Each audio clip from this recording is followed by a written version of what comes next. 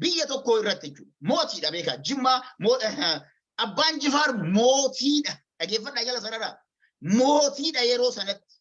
Abbaan Jifaar faat bar namoota akka Leenjisoo Diigaatiin maqaan isaa wal biratti ka'u malee namoota akka keenyaa xixiqqootan. Dhageeffadhaa jala sanarraa. Namoota akka kiyyaaf keetii xixiqqoo kana biratti maqaan isaanii kan madaalamee suuraan isaanii gaggaragaluuti. Kana jala sararii beeku. Kanaaf ilma inaaw wanti tokko yoo dhalatte arsii bakka buutee arsii difeendi gochuu hin dandeettu. Sikkoo mandoon bakka buutee difeendi gochuu hin dandeettu. Waan biraatii miti.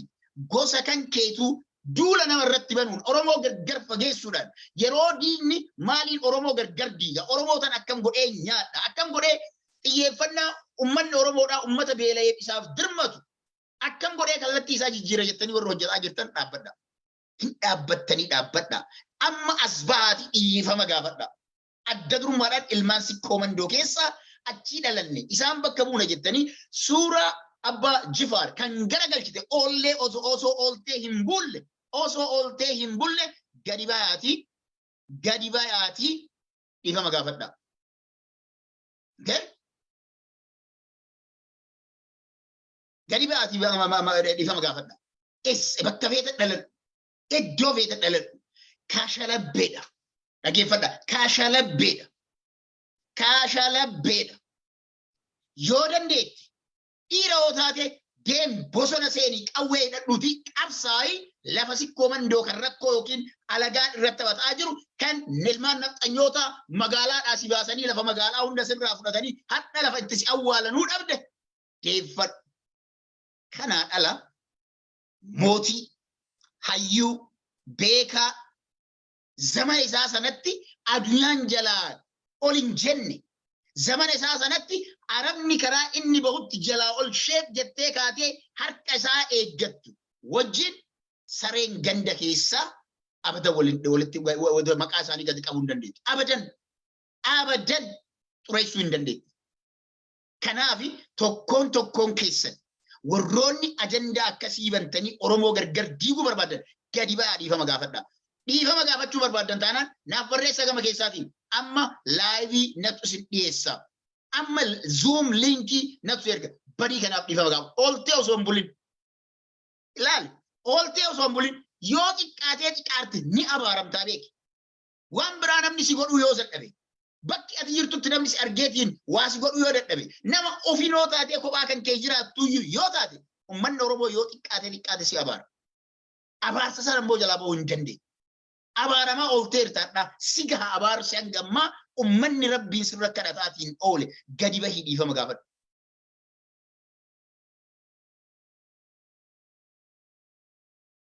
Gadi bahiitii dhiifama gaafadhu. Kuni dirqama sirraa ta'aa jechuudha. Namni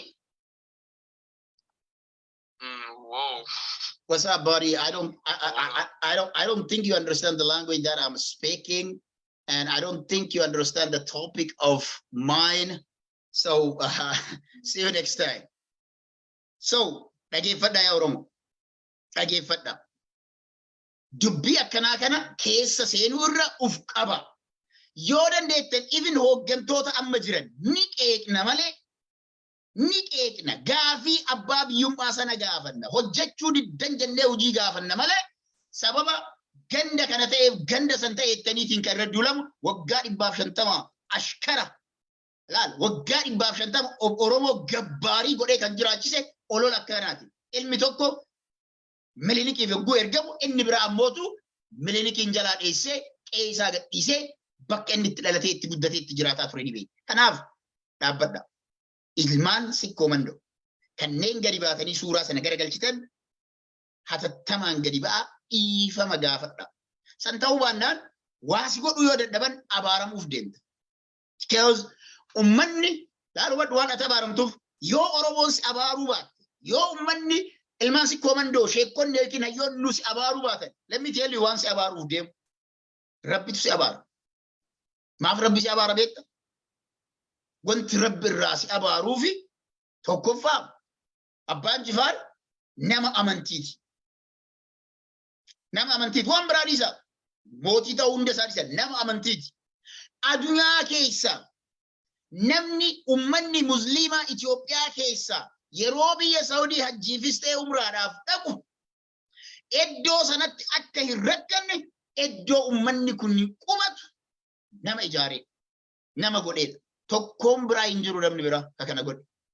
Sanuu zamana sana. Kanaaf waan biraa dhiisaati iddoon abbootiin keessan iddoon maatiin yookiin hajjaajonni yookiin namoonni hajjii Baale irraa ka'anii Harar Arsii irraa ka'anii biyya Saawudii dhaqanii dhimma dirqama rabbiin isaan irra kaa'e masgiida isaanii san keessa ta'anii hoteela isaanii san keessa ta'anii rabbii isaanii dirqama rabbii isaanii baan inni qofti abaarsisu si gaha. Si gaha, trust me that. Kanaaf gadi bahiitii dhiifama gaafa ooltee hin bulin. Ooltee osoo bultu fe'amtee duuta. Trust me. Fe'amtee duutuudhaafi hancufni keessiif gahaadha. Rabbiin oolee hin bulchu. Guyyaa biraa ammoo bultee ooltee dhibamtee naafa taatee dhageeffadhu sitti hima naafa taatee arrabni kee karra ati isaan ittiin qabde sun qabamee umni kan kee ka suuraa ittiin garagalchite sun qabamee yaa Oromoo dhiifama naa godhaa. Yaa Oromoo natu balleessee guyyaa sana balleessee dhiifama naa godhaa. Yaa Oromoo rabbiin naa kadhaa jettee uummata Oromoo afuu akka hin dhaabbanne. Probably maqaa jijjiirattee maal jijjiirattee gadi bahuu dandeetta. Kanaaf jala sararii kana beeki dubbiin akkanaa kun isin baasu hatattamaan dhiifama gaafadhu. Oromoonni Jimmaa kanneen dubbiin kun isin butte. Kanneen dubbiin isin butte baalageen takka yookiin ammoo allaattiin baharatti fincoofteedhaaf bahara hin xureessitu takkaahuu bahara hin najseessitu akkuma jedhan tokko lama namni bubuutuun 10 gadi baateef suuraa isaanii gaggaragalchaniidhaaf wanti isaan irraa hir'isan hin jiru. Probably daranuu kabajaa isaanii akka isaanii dabalamu. Daranuu maalummaa isaanii akka baratan taasisan yaada. Maalummaan isaanii probably kana booda maal goona researchii goone hojiilee isaan hojjetan. Hojiilee manguddoon kun hojjetan rabbi isaanii araaramu rabbi warra jannataa isaan haa godhu. Isaan hojjetan sanniin dhiyeessina irraa haa baratan. Gara biraatiin ammoo aarii kanarraa kan ka'e dhalataan Jimmaa dhiiras ta'e intalti.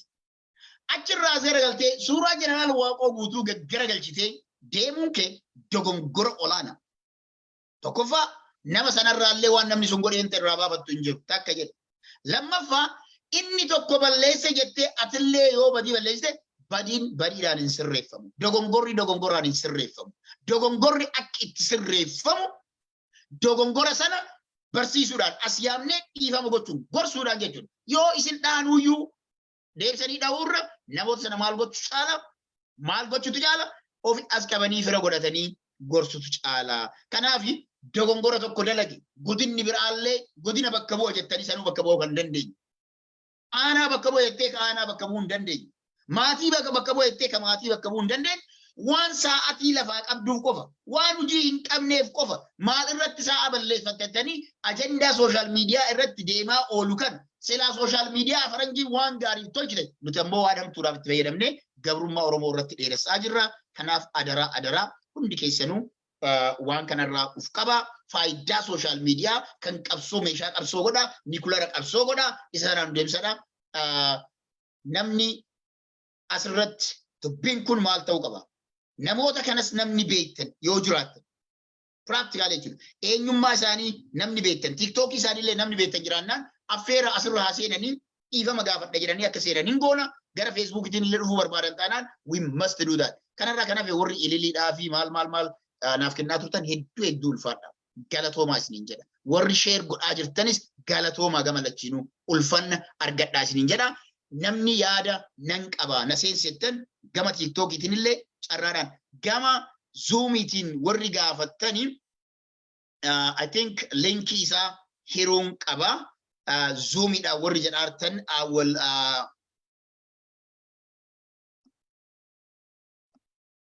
warri gara Zoomiitiin gaafattanii what I'm gonna do is as jalatti linkii isaa isiniif post godhaa. Linkii sanaan seenaa linkii sana tuqaatii seenaa yeroo dubbattan ammoo dhimma tokkummaa Oromoo malee dhimma biraati miti. Yoo danda'ame warri dhiifama gaafachuu qabu sun akka seenan godha. Linkii jala kanatti tiree jira. Linkii sana tuqaatii gaafadhaa ani sin seesaa yaadni keessan yaada Oromummaa yaada wallaaltota akkanaa yookiin namoota dhala kan biyyaa bahanii fi yookaan rakkataniiti yookaan dhiibamaniiti Oromoo gargar diiguudhaaf miti. Yoo Oromoo gargar diiguu barbaadde biyyuma taa'ee gargar diigi. Oromoon bal'aan achi jira. Social meediyaan ammoo teknooloojiin ammoo tokkummaa kan addunyaa tokkoomse malee kan addunyaa diigee miti.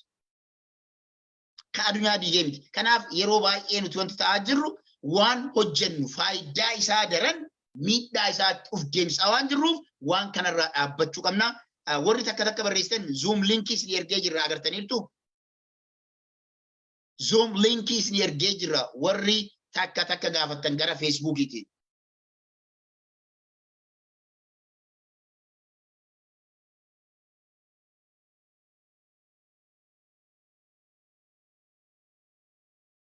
Warri gara Facebookiitiin linkii ergattan linkiis ni deebisee jira. Seenaa yaada keessan kennadha. Ahmed.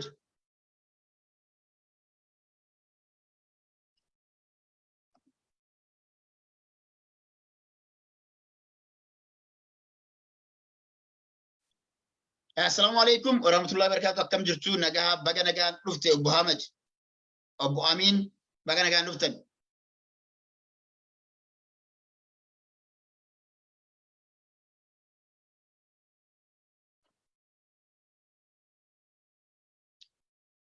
Maayikii keessan sirreeffadhaa hundumti keessanuu maayikii keessan sirreeffadhaa hanga isin hayyamutti hin dubbatina.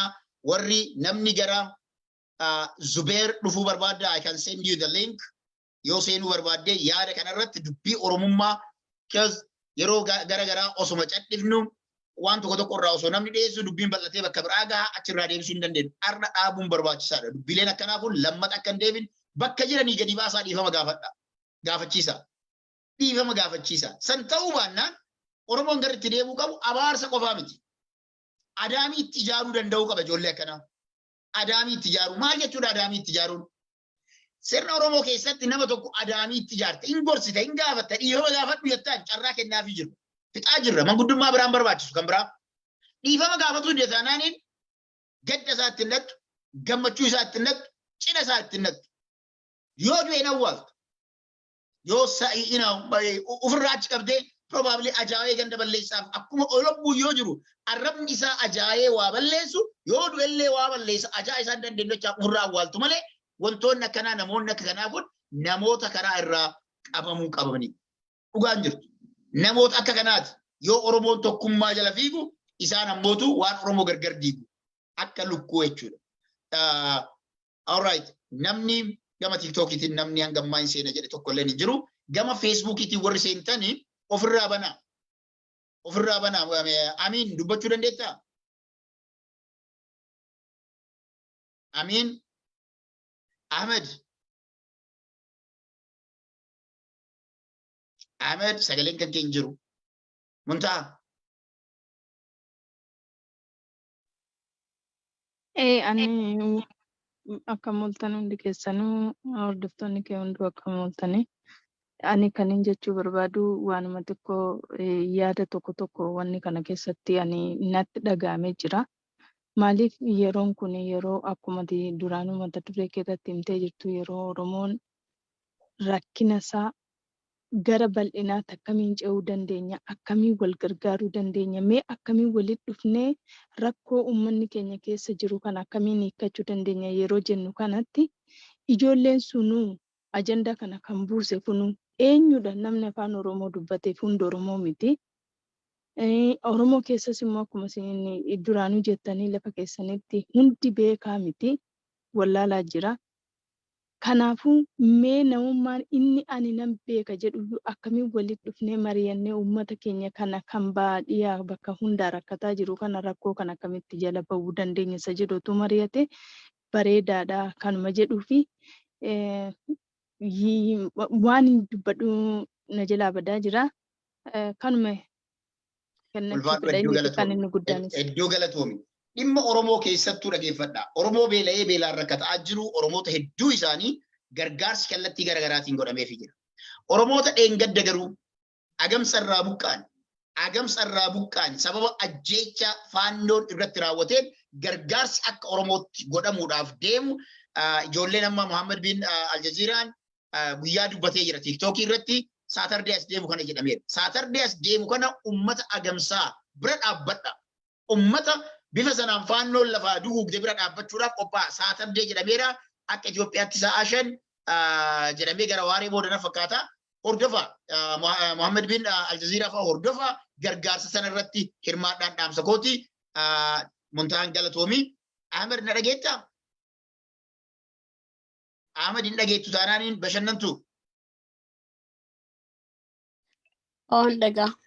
Akkam jirta nagaa baga jiraatti long time. I know long time nagaa akkam fayyada. Baga jiraatti now you are busy barumsarra akka jirtu nan beekaa. Mee bashannantuun kaa yeroo baay'ee miidiyaa kana irratti rakkoo uummata Oromoo irratti Oromoon hunduu ni beekaa maal akka taate waan beekaniif mee yaada kan kee ajandaa kana sirrii yoo dhageeffattee jiraatte hin beeku nama hordofaa hin turre Facebook irra eenyu akka ta'e dubbiin garuu dubbii ajandaa duriyyeen uummata Oromootiif uumtee eenyu nu bakka hin buune hawaasa kana waliin dhahaa kan jiran yeroo uummanni keenya rakkoo keessa jiru irratti kaasee probably qabxiilee kaasee dhageeffatte anaan yaada kan kee isoo irratti nu kenni. Dhugaadha wanni kun waan addaa kalee jalqabame miti TikTok irra jalqaba laalaatiin turre dhoorgaallee turre wal qabaatiin turre haga nama waa hubatu tokkotti garuu dubbiin tun yoo afaan qabanillee deemtee adda asiin nu geettee jirti. Egaa geette immoo akkasuma gara TikTok dhufuu keetiin hedduu takka gammachuun dhagame maaliifi sila hayyoonni jiraate sila hayyoonni kennaa qeerroo kenna wajjin gabbu'ee yookaan TikTok gubbarratti argame kun hundi hubannoo sila haga tokko hin godhatan jedhee yaada. Garuu yeroo hedduu hubannoo waan hin qabneef wallaalummaa ta'e beekaa godhan taate wallaa rabbi haa beeku nu waan beekurraan qabu. Garuu waan mataa nama dhukkubsu waan dubbitti hin tolle waan ijaan argan sila namatti hin tolleedha ka deemaatiin hin ture. Galgala I think around 4 AM irratti jalqabe wanni kun. 4 AM irraa kaasee suuraa wal garagalchanii kunis eega kun godhee eenyu gadi kan jedhu godhaatiin hin turanii waan sila gurri naman dhageenye ijji naman argine. Eega ta'e immoo gaafuma duraatu sila wanni kun dhaabbame sila hayyoon